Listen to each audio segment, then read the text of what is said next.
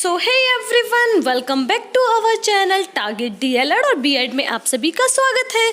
जैसा कि आप सभी जानते हैं, UP DElEd fourth semester regular classes हमारे टारगेट यूपी डीएलएड और बीएड में आप सभी को मिलने लगी है। सो गाइज, ये है आप सभी की हिंदी की थर्ड क्लास। बाकी अगर लास्ट 2 पार्ट्स आप लोगों ने नहीं देखे हैं तो आप लोग को डिस्क्रिप्शन में लिंक मिल जाएगी, अदरवाइज आप लोग प्लेलिस्ट में चेक कर सकते हैं। सो ये चैप्टर है आपका थर्ड, जिसमें दिए गए अनुच्छेदों के शीर्षक लिखना। इतना चैप्टर में कुछ खास नहीं है, लेकिन आपको अनुच्छेदों को किस तरह से आप लोग लिखना है, उनके उद्देश्य क्या है, वो सारी चीज़ें हम इस क्लास में डिस्कस करने वाले हैं। सो वीडियो यूजफुल हो तो लाइक ज़रूर करना, शेयर ज़रूर कर देना और चैनल को सब्सक्राइब ज़रूर करना। Thank you guys.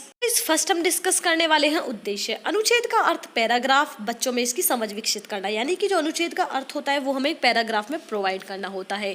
किसी विषय पर अनुच्छेद या संक्षेप में अपने विचार रखना, ठीक है। अनुच्छेद किसे कहते हैं? किसी भी चीज़ पर अपना संक्षेप यानी कि डिस्क्रिप्शन या कहूँ डिस्क्रिप्टिव टाइप में अपना सारा कुछ आप लोग को प्रोवाइड करना। थर्ड है आपका सफल अनुच्छेद लेखन ही निबंध लेखन की पहली सीढ़ी है, परिचय कराना।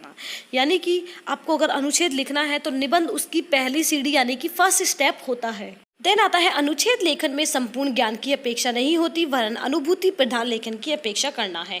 अनुच्छेद का उचित शीर्षक क्या होगा, इसका अभ्यास करना। ये सारी चीज़ें आप लोग यहाँ पर पढ़ लीजिए और अच्छे से ध्यान से समझने की कोशिश कीजिए। यहाँ पर इतना कुछ इंपॉर्टेंट नहीं है, ठीक है। यहाँ पर क्या दिया गया है, प्रशिक्षुओं के लिए पाठ्य पुस्तक से और भी अनुच्छेद लिया जा सकता है।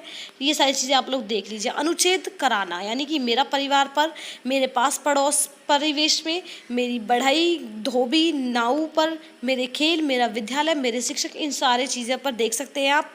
निम्नांकित शीर्षकों को देकर हमें उन पर 10 वाक्य या अनुच्छेद तैयार करना होगा, जिससे उसे लेखन का अभ्यास होगा और उनकी बौद्धिक विकास होगा। ये सारी चीज़ें यहाँ आप लोग इतना कुछ इंपॉर्टेंट नहीं है। मुख्य आशयों को समझने का प्रयास करना चाहिए। प्रश्नों को पढ़कर गद्यांश से इसका उत्तर ढूंढना चाहिए। यह क्या है, 1 मिनट देख लेते हैं। उत्तर लिखने से पूर्व अनुच्छेदों को 2-3 बार ध्यानपूर्वक पढ़ें। अगर आप लोग अनुच्छेद का क्वेश्चन ढूंढना चाह रहे हैं तो वो चीज़ें दी गई हैं। प्रश्नों के उत्तर अपनी शब्दावली में दिए जाने चाहिए। यानी कि अगर आप लोग ये नहीं होता अनसीन पैसेज जो हम लोग करते हैं, उस अनसीन पैसेज में आपको पढ़ना होता है, लेकिन क्वेश्चन पढ़कर आपको आंसर अपनी ही वॉइस में देने होते हैं।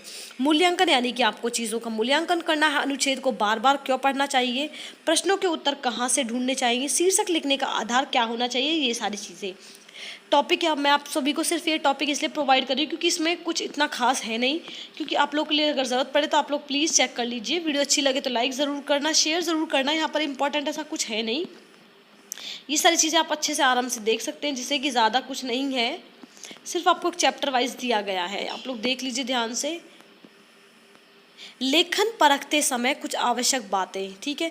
अनुच्छेद परखते समय हमारी नज़र उभारे गए बिंदुओं, उनकी विविधता और जिस संवेदना के साथ बच्चों ने व्यक्त किया है उस पर जानी चाहिए। स्वतंत्र भाव प्रकाशन में यह सतर्कता बहुत उपयोगी है। एक निर्धारित कॉपी पर विचारों को दर्ज करना, रंग बिरंगे चित्र चिपकाना, शीर्षक लिखना या रेखांकन करने की भरपूर स्वतंत्रता देनी चाहिए। यहाँ आपका चैप्टर खत्म होता है। वीडियो अच्छी लगती है तो लाइक ज़रूर करना। इस चैप्टर में ऐसा कुछ था नहीं, और चैनल को सब्सक्राइब ज़रूर कर देना।